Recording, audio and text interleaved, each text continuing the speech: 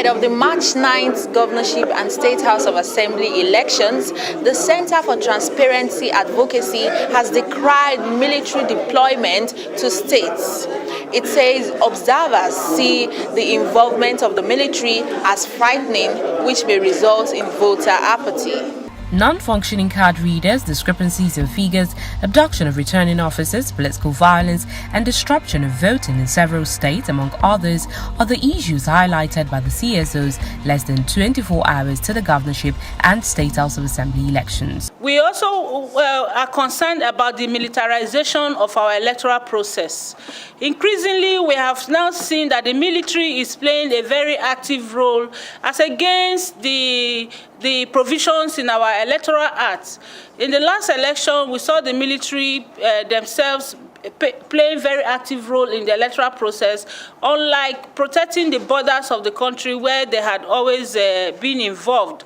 We have reports from our observers across the states that the deployment of the military to some of the states is frightening. What we have at the end of the day is an election that is militarized, that will impose fear in the voter populace, and of course create what we expressed here last week, voter apathy.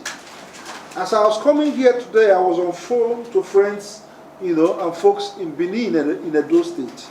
I'm informed that armed men and women of Nigerian armed forces have taken over major streets, of that state, and towns across the south of Nigeria and the southeast. The civil society organization also called for the arrest and prosecution of individuals involved in election misconduct, just as it wants prosecution of security officials deployed to areas where election violence was recorded. There are areas, for instance, where people are facing threats because they are required to. Some people think they should vote for a particular political party.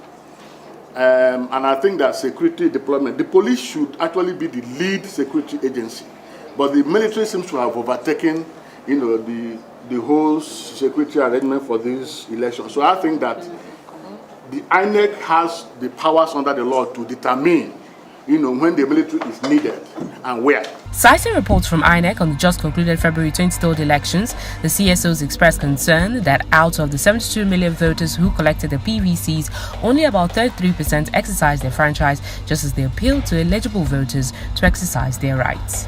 The future of our country depends on the attitude of all stakeholders. This is according to the Center for Transparency Advocacy.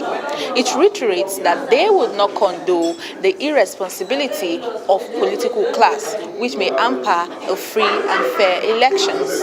In Abuja, Oluwatobi Enitan, reporting for Rootstv, Nigeria.